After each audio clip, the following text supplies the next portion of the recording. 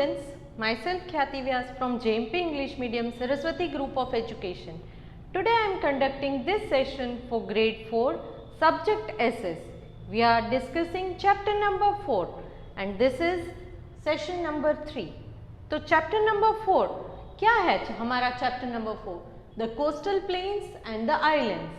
The coastal plains and the islands.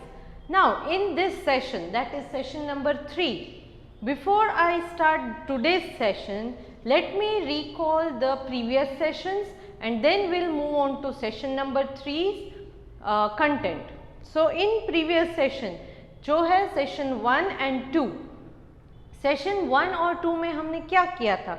Session 1 में हमने coastal plains क्या है इस बारे में सीखा था. What do you mean by coastal plains? Then we learned in detail regarding the western coastal plain. So western coastal plain में 3 अलग अलग parts हैं.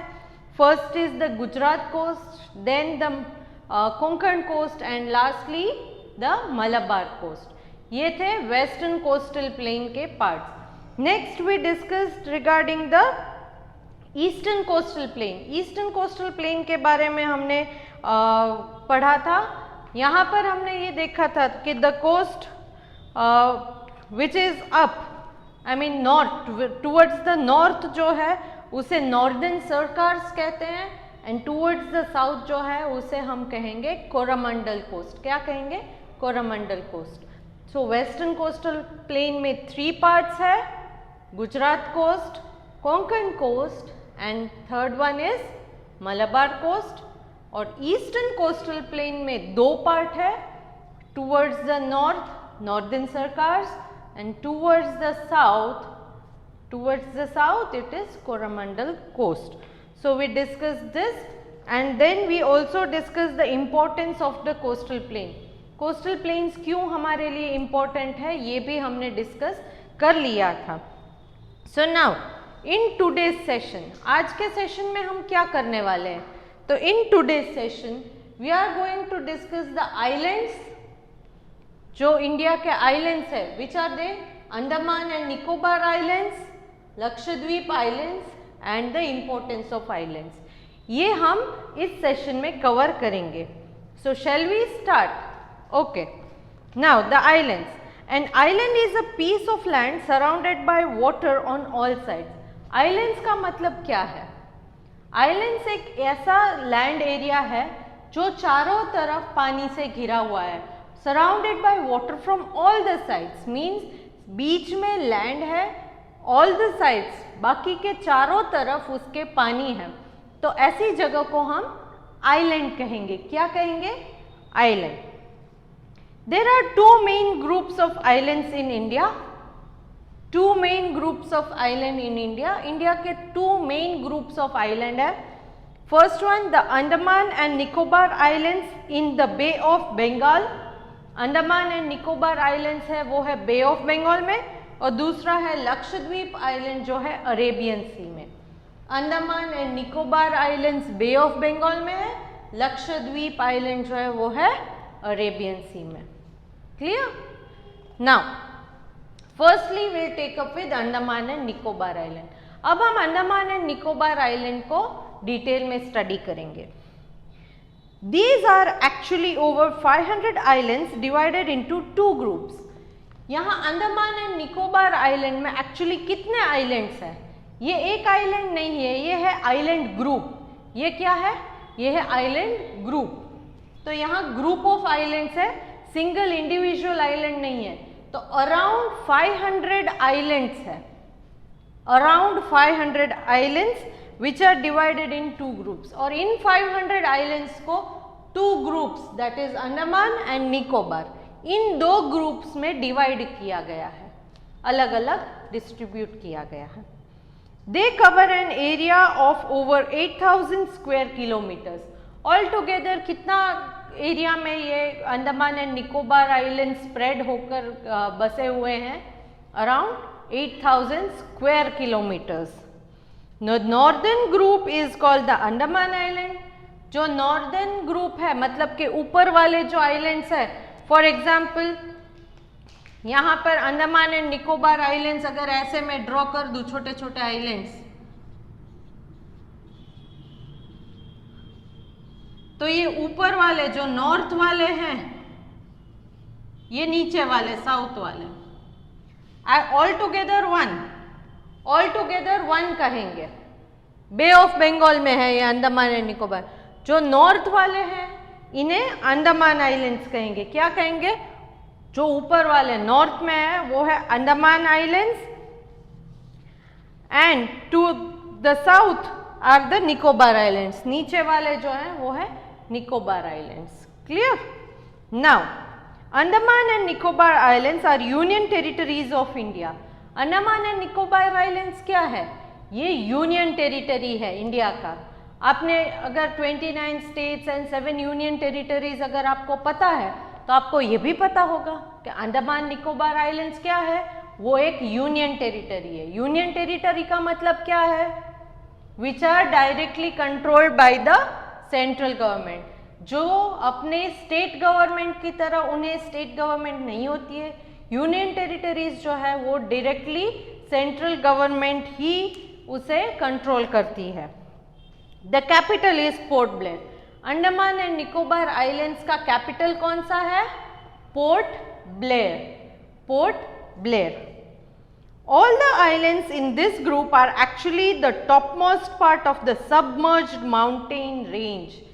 ये सारे के सारे आइलैंड कैसे बने हैं?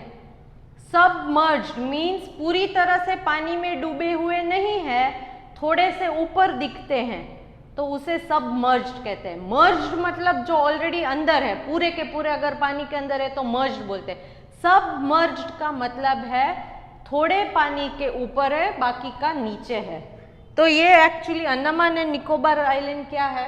बे ऑफ बंगाल के अंदर, पानी के अंदर एक्चुअली माउंटेन रेंज है। माउंटेन रेंज तो पता है ना कि chain of mountains, many mountains together they are called mountain range. तो ये माउंटेन रेंज है बे ऑफ बंगाल के अंदर, पानी के अंदर।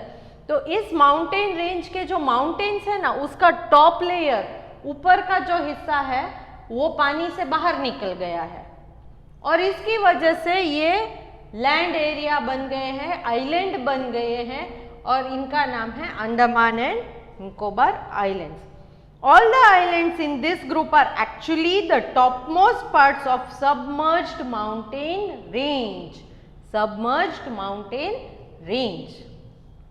The Andaman and Nicobar Islands are covered with forest and only a few of them are inhabited.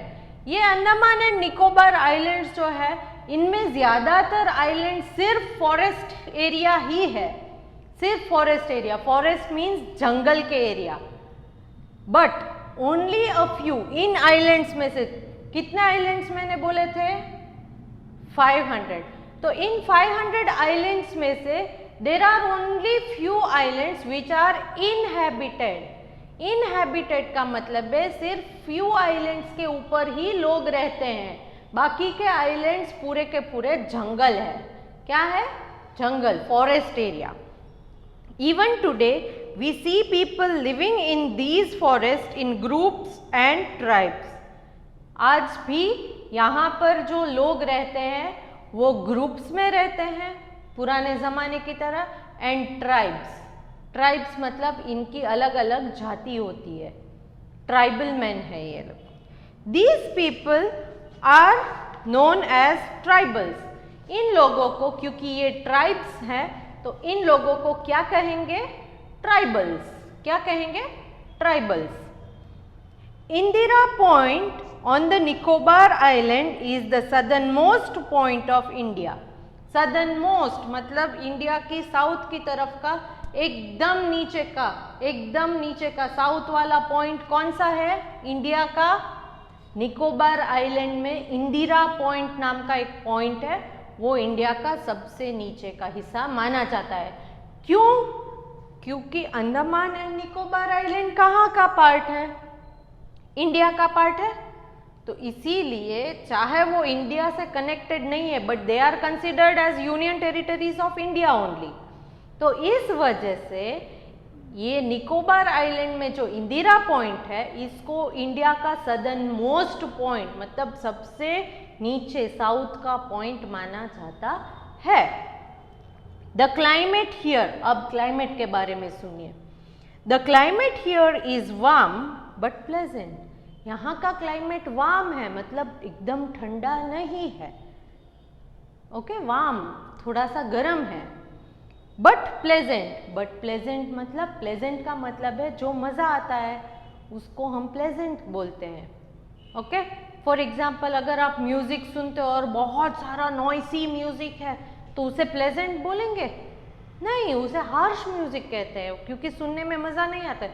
Pleasant मतलब क्या, कि एकदम सुरीला, मीठा, एकदम धीमे स्वर में जो सुनने में मज़ा आए, उसे, ऐसी कोई भी चीज़ जिसमें हमको मज़ा आता है तो उसे हम प्लेजेंट कहेंगे। क्या कहेंगे?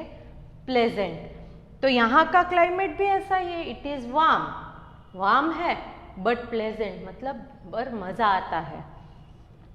Cool sea breezes always blow here, क्योंकि ये आइलैंड्स हैं, पूरी तरह पानी से घिरे हुए हैं, so cool sea breezes always blow here. तो इस वजह से यहाँ सी की जो ब्रीज होती है, सी में से जो ब्रीज मतलब हवा बहकर आती है, वो एकदम ठंडी ठंडी आती है और हमेशा आती रहती है। Means it blows here all the time, always यहाँ ब्लो होती है सी ब्रीज। कैसी sea breeze? Cool sea breeze, इसीलिए मज़ा आता है, करेक्ट। गर्मी लगती है अगर आपको तो मज़ा आता है, बहुत ठंडी है तो मज़ा आता है, किसी किसी को आता है ठंडी में मज़ा, बट सबको ठंडी में मज़ा नहीं आता है। कोई कोई लोग बोलते हैं कि मुझे ठंडी पसंद नहीं है।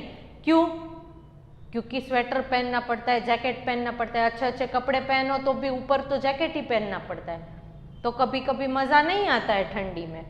बट यहाँ जो है वो प्लेजेंट क्लाइमेट है, ज़्यादा ठंडी भी नहीं है, गर्मी भी नहीं है, और ठंडी ठंडी सी ब्रीज आते ही रहती है, okay. Rice and cotton are the major crops of this region. यहाँ के क्रॉप्स कौन से हैं, मतलब यहाँ लोग क्या ग्रो करते हैं सबसे ज़्यादा? Rice and cotton. Rice grow करते हैं और कॉटन ग्रो करते हैं। पल्सेस मतलब के, पल्सेस का मतलब पता है? अब जो कठोर खाते हो ना, इनको पल्सेस बोलते। क्या बोलते हैं? पल्सेस। मूंग खाते हो, करेक्ट, चना खाते हो, तो ये सारे पल्सेस है। तो pulses, fruits and vegetables also grow here, ये भी यहाँ ग्रो होते हैं। Fishing is an important activity, क्योंकि ये चारों तरफ पानी से घिरा हुआ है, तो बट ऑब्वियस है कि फिशिंग तो बहुत अच्छे से होती होगी ना, क्योंकि लोगों को अच्छी तरह से मछली मिल जाती है, क्योंकि पूरा पूरा चारों तरफ पानी से सराउंडेड है, तो आराम से अपना बिजनेस, फिशिंग का बिजनेस लोग चला सकते हैं। तो fishing will be important activity, सबसे इम्पोर्टेंट एक्टिविटी माना जाता है फिशिंग। ज़्यादातर लोग फिशिंग करते हैं क्योंकि मछली आसानी से मिल जाती है। अगर आप कुछ ग्रो करते हो तो कभी कभी क्या है, डिपेंडेड ऑन रेन रहना पड़ता है, कि बारिश अच्छी होती है तो ग्रो होता है, बारिश नहीं होती है तो नहीं होता है। कभी कभी बहुत ज़्यादा बारिश हो जाए तो भी सारा बिगड़ जाता है, तो ये सारे रिस्क होते हैं। बट फिशिंग क्या है? फिशिंग तो कभी भी कर सकते हो, करेक्ट। नेक्स्ट, तो अब हमने अंडमान एंड निकोबार आइलैंड्स का पार्ट कंप्लीट कर दिया है। अंडमान एंड निकोबार आइलैंड्स का पार्ट कंप्लीट हो गया। तो अब आपको समझ में आ गया अंडमान और निकोबार आइलैंड्स में मैंने क्या समझाया। जो नॉर्दर्न पार्ट है उसे अंडमान आइलैंड कहते हैं, सदर्न पार्ट है उसे निकोबार आइलैंड्स। अंडमान निकोबार आइलैंड्स का कैपिटल कौन सा है? Port Blair. और southern most point of India कहाँ पर है? It is in the Nicobar islands and the point is called Indira point. इसको इंदिरा पॉइंट कहते हैं। यहाँ का क्लाइमेट कैसा है? It is warm but pleasant, warm है बट प्लेजेंट भी है। और कौन सी ब्रीज यहाँ पर ब्लो होती है, ऑलवेज ब्लो होती है? Cool sea breeze, cool sea breeze, okay. Major crops कौन से हैं यहाँ ग्रो होते हैं? Rice and cotton. So now let's move on to Lakshadweep islands. अब लक्षद्वीप आइलैंड्स के बारे में जान लेते हैं। Lakshadweep is the smallest union territory of India. Lakshadweep islands कहाँ पर है? लक्षद्वीप आइलैंड्स, लक्षद्वीप आइलैंड्स है अरेबियन सी में, Arabian sea, okay, towards the west. So Lakshadweep islands है अरेबियन सी में, और ये स्मॉलेस्ट यूनियन टेरिटरी, इंडिया की स्मॉलेस्ट यूनियन टेरिटरी माना जाता है। It consist of over 30 islands covering N area of about 32 square kilometres. तो इसमें जो है लक्षद्वीप आइलैंड्स में करीबन 30 आइलैंड्स है। अंडमान निकोबार आइलैंड्स में कितने आइलैंड्स मैंने बोले थे? 500, मगर लक्षद्वीप में कितने हैं? 30। अंडमान निकोबार आइलैंड्स का मैंने एरिया कितना बताया था? Around 8000 square kilometres. और यहाँ लक्षद्वीप आइलैंड्स का कितना एरिया है? 32 स्क्वायर किलोमीटर्स, मतलब बहुत छोटा area compare to Andaman and Nicobar islands. It lies in the Arabian sea close to the Malabar coast. ये लक्षद्वीप आइलैंड्स जो है वो अरेबियन सी में सिचुएटेड है, मतलब इंडिया के वेस्टर्न साइड में, okay, and close to the Malabar coast. नीचे वेस्टर्न कोस्टल प्लेन में जो सबसे नीचे वाला मलबार कोस्ट हमने पढ़ा था ना, तो उसके एकदम नजदीक है ये कौन सा? Lakshadweep islands. Only some of the islands are inhabited. यहाँ पर भी ऐसा ही है, सिर्फ कुछ ही आइलैंड्स ऐसे हैं जिनमें लोग रहते हैं। अगर लोग रहते हैं तो उन्हें इनहैबिटेड कहते हैं, जहाँ लोग नहीं रहते हैं मतलब वहाँ इनहैबिटेड नहीं है, ओके। सो इन 30 आइलैंड्स में भी only some islands are inhabited, मतलब कुछ ही आइलैंड्स में लोग रहते हैं। Kavaratti is the capital of Lakshadweep. So Kavaratti जो है वो लक्षद्वीप आइलैंड्स का कैपिटल है। अंडमान निकोबार आइलैंड्स का कैपिटल कौन सा था? Port Blair. और लक्षद्वीप आइलैंड का कैपिटल कौन सा है? कावेरेटी। These islands are coral islands. These islands are coral islands. तो ये coral का मतलब क्या है? Coral, a substance that is either red, pink or white in color and that forms on the bottom of the sea from the bones of very small sea creature. ये एक red, pink या white colour का substance होता है, पत्थर जैसा होता है। ये जो है वो सी के बॉटम में मिलता है, जो दरिया होता है ना उसके एकदम नीचे जो जमीन आ जाती है वहाँ बॉटम पर ये मिलता है। और ये किस चीज़ से बना होता है? From the bones of small sea creatures. Sea के अंदर छोटे छोटे कुछ क्रिएचर्स होते हैं ना, उनके बोन्स में से ये बनता है, जिसको हम क्या बोलेंगे? कोरल। क्या बोलेंगे? Coral. A coral island is made up of hard body covering produced by tiny sea creatures known as corals. तो ये कोरल आइलैंड्स क्या है? किससे बना है? Hard body covering. एक हार्ड बॉडी कवरिंग होती है जो सी क्रिएचर, कोरल नाम के सी क्रिएचर्स इन हार्ड बॉडी कवरिंग को बनाते हैं और इन कवरिंग से पूरे के पूरे आइलैंड बने हुए हैं, okay. So understood what is the meaning of coral? Yes, it is given in the keywords, a substance that is either red, pink or white in color and that forms to the bottom of the sea from the bones of very small sea creatures. Okay. Now the main industries here, अब वहाँ हमने पढ़ा था, correct, कि क्या grow होता है, क्या लोग एक्टिविटी कौन सी परफॉर्म करते हैं। तो अब लक्षद्वीप आइलैंड्स का भी जान लेते हैं। The main industries here are fisheries. Again fishing तो है ही, क्योंकि आइलैंड है तो आसानी से फिश पकड़ में आ जाती है, तो फिशरीज। टूरिज्म, मतलब टूरिस्ट, बहुत सारे देश विदेश से लोग वहाँ घूमने जाते हैं, तो टूरिज्म भी उनका एक मेन इंडस्ट्री माना जाता है। यहाँ इंडस्ट्री वर्ड इसीलिए यूज होता है क्योंकि वहाँ के लोग जो है वो पैसे इसी से कमाते हैं। टूरिस्ट बहुत सारे आते हैं तो उनका आराम से इनकम हो जाती है। टूरिस्ट आते हैं, होटल में रुकते हैं तो होटल वाले को पैसे मिल जाते हैं। फिर टूरिस्ट गाइड्स होते हैं। टूरिस्ट गाइड क्या करता है कि जो टूरिस्ट बाहर से आते हैं उन्हें उस जगह के सारे इम्पोर्टेंट प्लेसेस दिखाता है, उन प्लेसेस के क्या इम्पोर्टेंस है उसे एक्सप्लेन करता है, तो वो गाइड भी अपना पैसा कमा लेता है। फिर आप जाते हो तो खाना पीना ये वो सब घूमना शॉपिंग करते हो, तो वो सारे लोग आप में से आप उन्हें पैसे देकर सब करते हो, तो उनकी उसमें से कमाई हो जाती है, इनकम हो जाती है। तो ये एक टूरिस्ट स्पॉट भी है। And agriculture, agriculture means farming, growing crops, ये भी होता है। The main crop grown here is cotton. यहाँ सबसे मेन क्रॉप कौन सा ग्रो होता है लक्षद्वीप आइलैंड में? That is coconut. क्या है? Coconut. Rice, fruits such as banana and some vegetables are also grown here. Rice, फिर फ्रूट्स, बनानास और कुछ वेजिटेबल्स भी यहाँ ग्रो होते हैं। Okay, so here we come to the end of explanation of Lakshadweep islands. Lakshadweep islands को मैंने यहाँ एक्सप्लेन कर दिया है। लक्षद्वीप आइलैंड में कितने आइलैंड्स हैं? 30 आइलैंड्स। और कितने स्क्वायर किलोमीटर में है? 32 स्क्वायर किलोमीटर्स में है। ओके, ये क्या है Lakshadweep island? Smallest union territory है इंडिया की। यहाँ का कैपिटल कौन सा है? कावरट्टी है। देन कोरल आइलैंड्स है, यहाँ पर कोरल आइलैंड्स भी बहुत है, ये भी हमने जान लिया। Then we also studied that here the fisheries, tourism and agriculture are the main industries.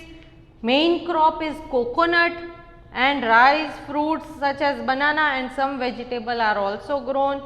ये सारे के सारे पॉइंट्स लक्षद्वीप आइलैंड्स में आपको याद रखने हैं। Now coming to the next topic, that is importance of island. अब आइलैंड्स में हमने अंडमान एंड निकोबार आइलैंड पढ़ लिए, लक्षद्वीप आइलैंड भी हो गया। तो लास्टली अब इन आइलैंड्स जो है, ये दो ग्रुप ऑफ आइलैंड्स, इसके इम्पोर्टेंस, इसकी महत्वता क्या है, इसके बारे में जान लेते हैं। Both group of island are popular tourist attraction. सबसे इम्पोर्टेंट ये है कि ये इंडिया के आइलैंड्स हैं, ओके, और ये सबसे इम्पोर्टेंट टूरिस्ट अट्रैक्शन, मतलब फॉरेन कंट्रीज से बहुत सारे लोग यहाँ घूमने के लिए आते हैं। तो टूरिस्ट जितने ज़्यादा आएंगे उतने हमारी गवर्नमेंट को इनकम होगी, पैसे मिलेंगे। दो the climate is warm and tropical, यहाँ का क्लाइमेट थोड़ा वार्म है, it is always very pleasant, but यहाँ बहुत प्लेजेंट भी होता है, मतलब एकदम मज़ा आने जैसा। क्यों? Due to cool sea breeze blow here, क्योंकि यहाँ जो सी ब्रीज पूरे समय पूरे टाइम ब्लो होते रहती है, तो यहाँ बहुत मज़ा आता है। Now here I have completed the discussion of this full chapter. यहाँ हमने इस चैप्टर को, that is chapter number 4, the coastal plains and the islands, इस चैप्टर का पूरा एक्सप्लेनेशन खत्म कर दिया है। तो इस चैप्टर में हमने पहले पढ़ा द कोस्टल प्लेन्स, उसमें western coastal plane, eastern coastal plane, पूरा डिटेल में जानकारी दे दी थी। Then we discussed regarding the importance of the coastal plain, and in today's session we discussed the islands. Islands में दो important island groups हैं, Andaman and Nicobar islands, Lakshadweep islands. इन दोनों के बारे में डिस्कस कर लिया, importance of islands के बारे में भी डिस्कस कर लिया। तो now in my next session में हम इस चैप्टर की एक्सरसाइज को डिस्कस करेंगे। क्या डिस्कस करेंगे? Exercise. Where is the exercise? It is there in your text book, page number 284। 284 page number में आपकी टेक्स्ट बुक में इस चैप्टर की एक्सरसाइज है, जो हम नेक्स्ट सेशन में, मतलब के सेशन नंबर 4 में कवर करेंगे। But I request you all कि चैप्टर नंबर 4 आप एक बार अपनी तरफ से पूरा स्टडी करो, you read it, go through it. Reading से क्या होगा? आपकी वोकैब्युलरी अच्छी होगी। वोकैब्युलरी अच्छी होगी तो कभी भी इन फ्यूचर रीडिंग में प्रॉब्लम होगी नहीं। तो एक बार पूरा चैप्टर रीड कीजिए, अगर कोई डिफ़िकल्टी है तो मुझे कांटेक्ट कीजिए, क्योंकि एक्सरसाइज जब हम डिस्कस करेंगे तब अगर आपको पूरा चैप्टर याद रहेगा, पूरा चैप्टर समझ में आ जाएगा, तो उस एक्सरसाइज का डिस्कशन जैसे जैसे मैं करती जाऊंगी वैसे वैसे आपको भी आंसर्स मिलते जाएंगे और आप भी आंसर अपने आप बताते जाओगे मुझे, correct? So to make our work easier we have to do some hard work. अपना काम इजी करना है तो हमें थोड़ी मेहनत करनी पड़ेगी, ठीक है? तो please go through the chapter and get ready for the discussion of exercise of this chapter in my next session. Okay, so bye till then.